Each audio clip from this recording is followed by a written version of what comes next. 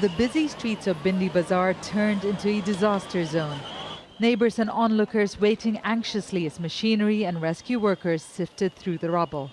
5 minutes के बाद में फिर आया तो देखा तो ये I live in this area along with many of my friends and family. We are a close community. I've been waiting and watching since this building collapsed, and I've just found out that my friend has been pulled out of the rubble alive.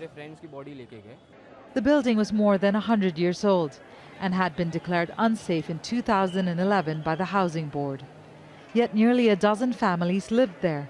It also had warehouses on the ground floor along with a children's play school. This is my grandson. He used to go to school in that building. His time for school was 10 a.m. He was studying in the nursery.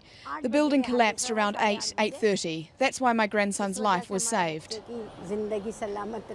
But any relief has been overshadowed by growing anger as rescuers work their way through slabs of concrete and crushed furniture.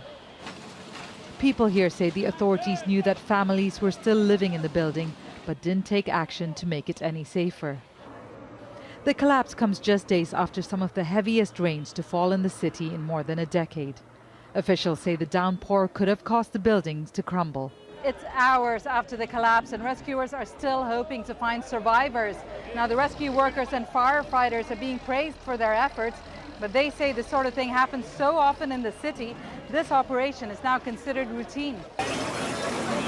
This is the third building to come down in less than a month.